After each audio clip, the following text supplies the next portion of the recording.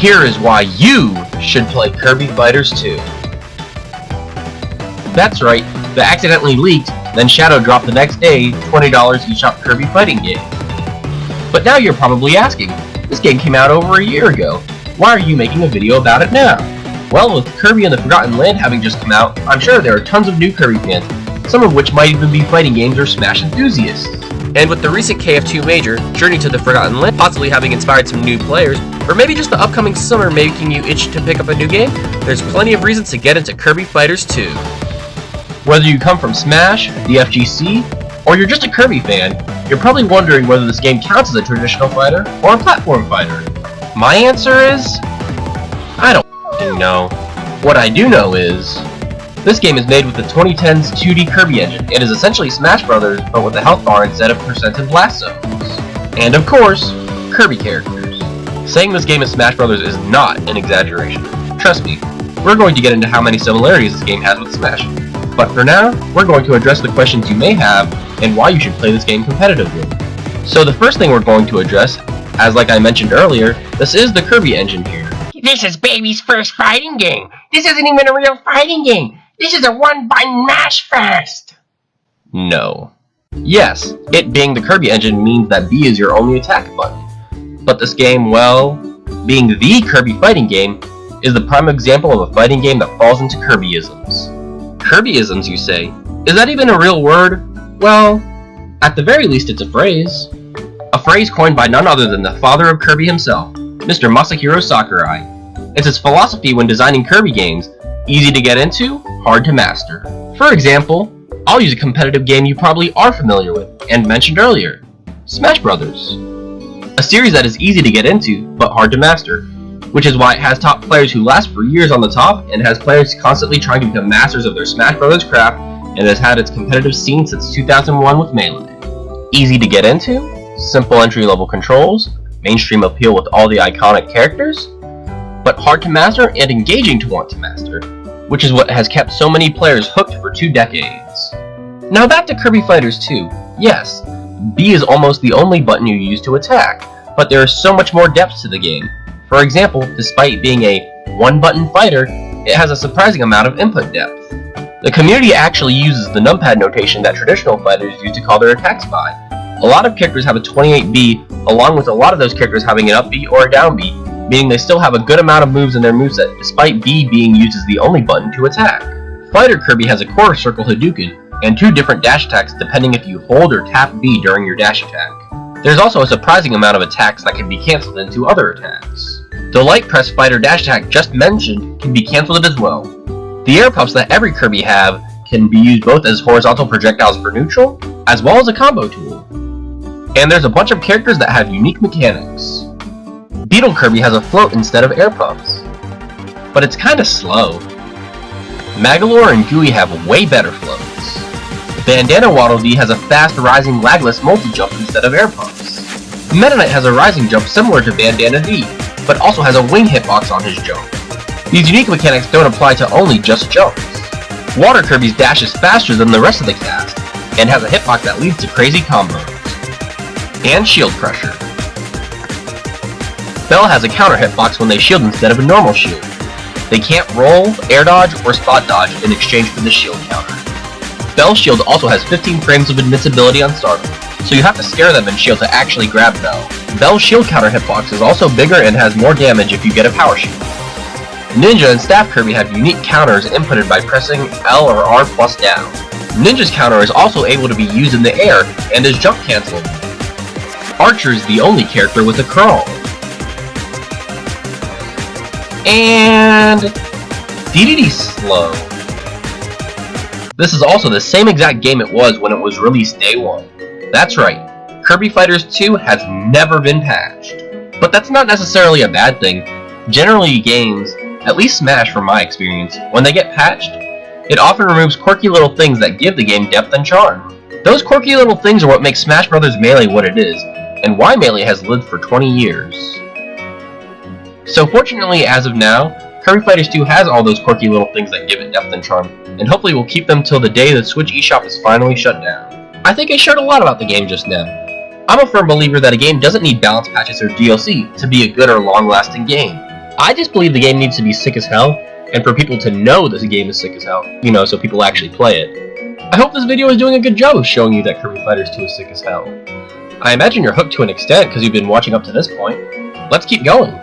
Now that I've shown the unique Kirby Fighters stuff, let's get back to what I mentioned earlier, and why I think Smash players will love this game. This game has so many things in common with Smash, both mechanics and in general with how the game is played. And the cool part is, the mix of Smash things in KF2 don't come from just one Smash game. So like, it's a mix of things that make it its own game. So for whatever reason, if you're looking for a unique Smash-esque game to click with, Kirby Fighters 2 might be for you. So now let's go down the list of some things that Kirby Fighters 2 has in common with Smash.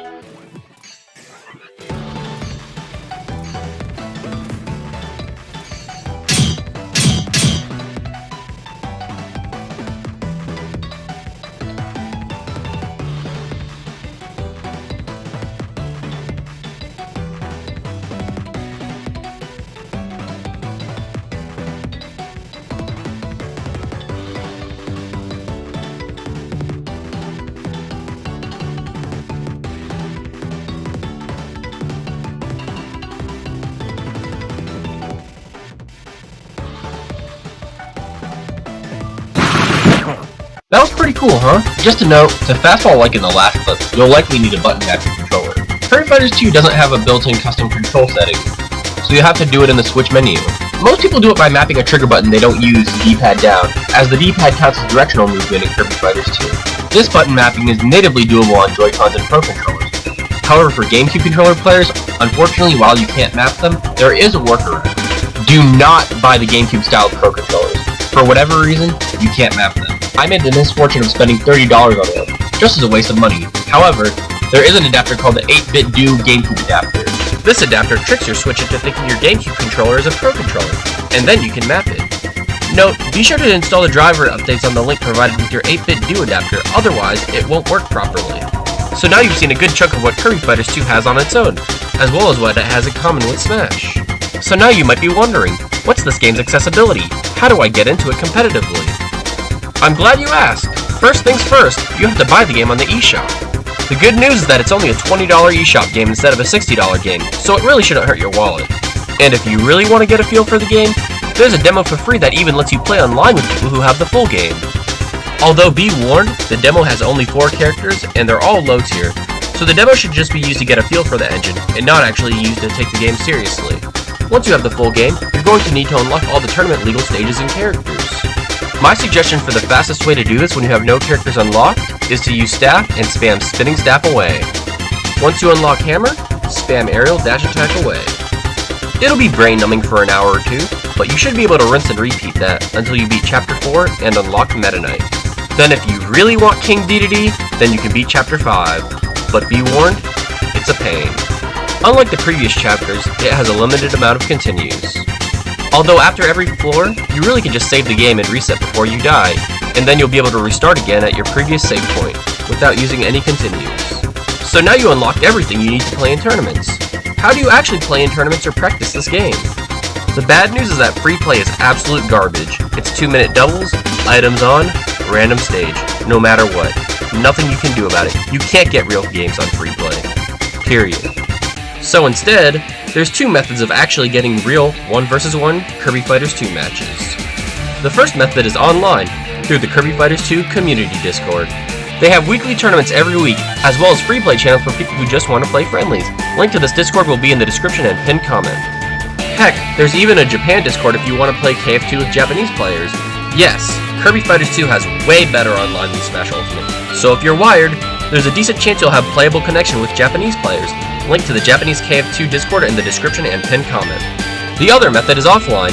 If you happen to live in the Kansas City area, or just feel like coming out to play some KF2 offline, then starting on May 25th, 2022, then Kirby Fighters 2 will be a side event at the Smash Ultimate Weekly Smash Cafe at Game Cafe in Independence, Missouri. The Kirby Fighters 2 side event starts at 6:30 p.m. every Wednesday. Note, these tournaments are not associated with the Kirby Fighters 2 community Discord, so to get information on them, you'll either need to be in the Smash Cafe or Kansas City Smash and or Kansas City FGC Facebook and or Discords.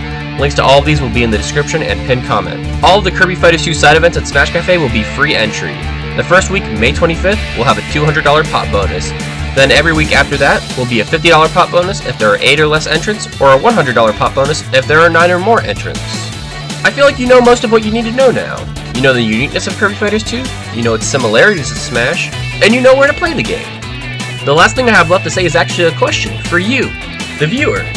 If you like this video, could you like, subscribe, and leave a comment saying what you would like the next video to be from Kirby Fighters Dojo? It can be a more in-depth custom controls guide, character-specific guides, tech skill or advanced techniques guide, anything you want. This channel is going to be host to all Kirby Fighters 2 Smash Cafe VODs, but I also want to use Kirby Fighters Dojo as an easily accessible medium for knowledge on the game, primarily guides. So if there's anything, guides, or even just fun ideas you'd like to see on Kirby Fighters Dojo, please let us know. So until next time, get real!